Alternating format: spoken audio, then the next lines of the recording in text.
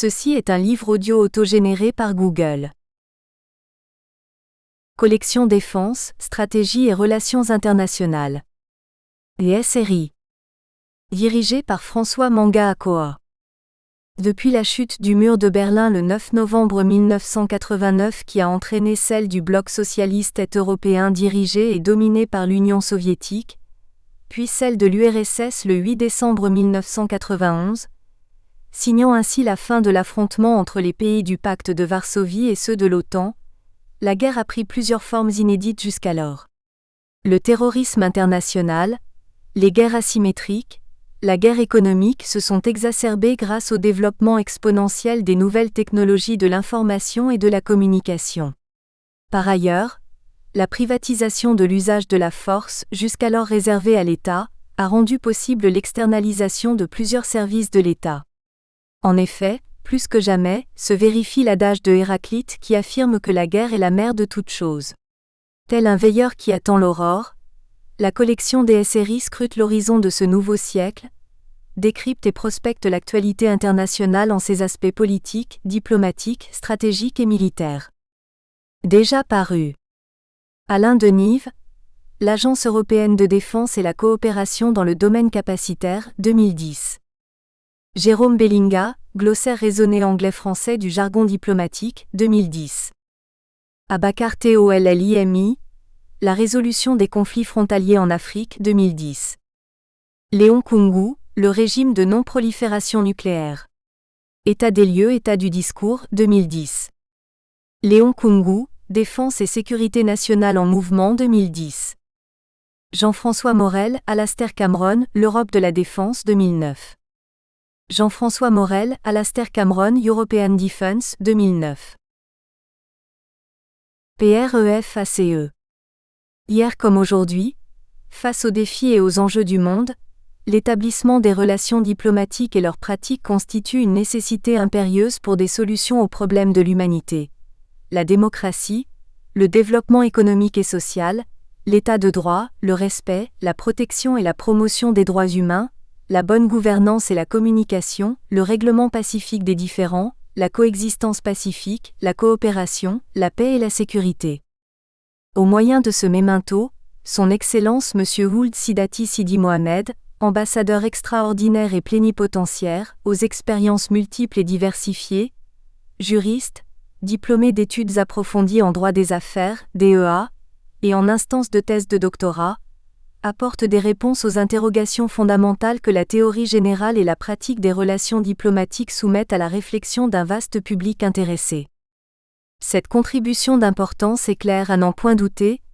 L'évolution du droit diplomatique dont la Convention de Vienne du 18 avril 1961 reste la pierre angulaire. Paul Yao André. Agrégé des facultés de droit, professeur titulaire de droit public et de sciences politiques à la faculté de droit d'Abidjan.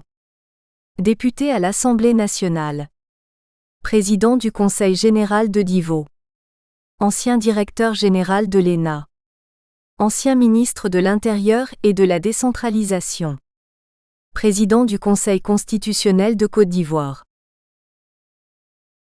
Introduction.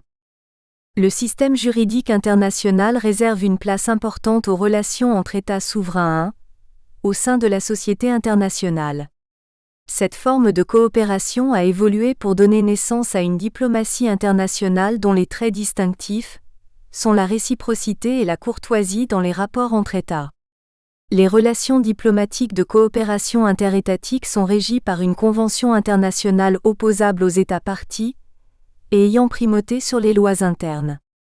Le présent memento porte exclusivement sur l'analyse de la Convention de Vienne relative aux relations diplomatiques, 53 articles. L'analyse est destinée à contribuer à l'adaptation de la théorie juridique à la pratique de la fonction diplomatique, en offrant aux diplomates une documentation nécessaire à l'exercice de leurs activités. Ainsi, sera mis en évidence le statut dérogatoire que confère aux relations diplomatiques une convention internationale par rapport au régime commun applicable aux étrangers dans le pays d'accueil, spécificité du droit diplomatique. La référence aux sources extra-conventionnelles permettra d'enrichir l'investigation telle que le droit international coutumier qui, à titre supplétif, est appelé à régir les questions qui n'ont pas été expressément réglées dans la Convention de Vienne sur les relations diplomatiques, préambule de la même convention.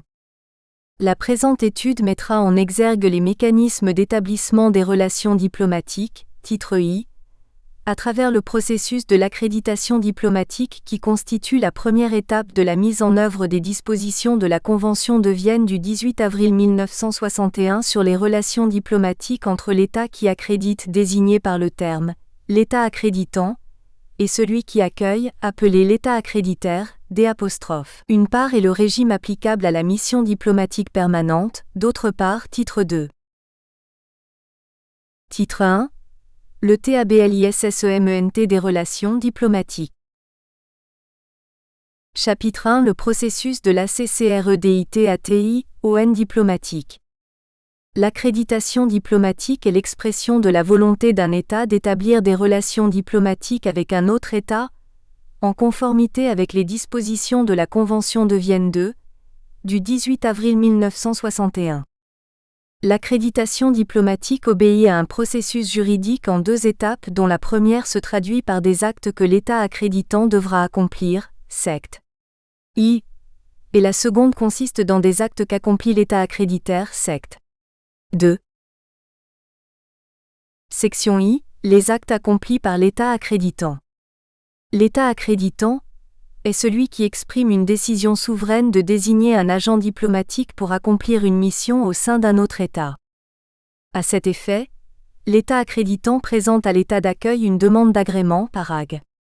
I et en cas d'acceptation, il établit pour l'agent diplomatique agréé des lettres de créance parag. 2. Paragraphe 1. La demande d'agrément. La demande d'agrément consiste, pour l'État accréditant, à notifier à l'État accréditaire le nom de la personne qu'il envisage d'accréditer pour exercer la fonction de chef de mission, art. 4 conv. V. La forme de la demande d'agrément, qui s'apparente à un acte de candidature, reflète l'usage de la courtoisie dans les relations de coopération internationale. Quant au fond de la demande, il exprime le sens de la réciprocité et le niveau de confiance entre l'État accréditant et l'État auprès duquel l'agrément du candidat est requis. L'acceptation par l'État accréditaire du candidat au poste diplomatique ouvre droit pour l'État accréditant de libeller, en sa faveur, une lettre de mission dite lettre de créance. Paragraphe 2. Le libellé des lettres de créance. Le libellé des lettres de créance sanctionne la satisfaction de la demande d'agrément du candidat au poste diplomatique que l'État accréditant a proposé pour l'exercice de la fonction de chef de mission dans l'État accréditaire. L'agrément de l'agent diplomatique traduit la confiance de l'État accréditaire à l'égard de l'État accréditant qui, à son tour, exprime la réciprocité à travers le contenu des lettres de créance qui sont établies, conformément à des procédures protocolaires usuelles. Les lettres de créance portent la signature du chef de l'État accréditant et sont présentées par le détenteur au chef de l'État accréditaire ou au ministre des Affaires étrangères en ce qui concerne les chargés d'affaires, art. 14 conv. V. Les lettres de créance sont établies en deux versions sur lesquelles est apposée la signature du chef de l'État accréditant. Les deux versions, originale et copie figurée, sont présentées selon un ordre précis au chef de l'État accréditaire, art. 13 al 2 conv. V. Section 2. Les actes accomplis par l'État accréditaire. Les actes accomplis par l'État accréditaire constituent des modalités essentielles, parmi les mécanismes de la formalisation du processus de l'accréditation diplomatique. En effet, l'établissement des relations diplomatiques suppose l'agrément parag. I par l'État accréditaire au bénéfice de la personne présentée par l'État accréditant pour l'exercice d'une mission diplomatique, et la présentation des lettres de créance au chef de l'État accréditaire, parag. 2. Paragraphe 1. L'agrément du candidat au poste diplomatique. L'agrément du candidat au poste diplomatique proposé par l'État accréditant relève du pouvoir discrétionnaire de l'État accréditaire. Il est d'usage que l'État accréditaire notifie, dans des délais raisonnables, l'agrément du candidat à l'État accréditant. Mais, si l'État accréditaire observe un silence assimilable à un rejet, il n'est pas tenu de donner à l'État accréditant les raisons d'un refus d'agrément, dispose l'article 4 al 2 de la Conv. V. La notification. Nous espérons que vous avez apprécié cet aperçu. Pour continuer à écouter ce livre audio sur Google Play Livres, utilisez le lien dans la description de la vidéo.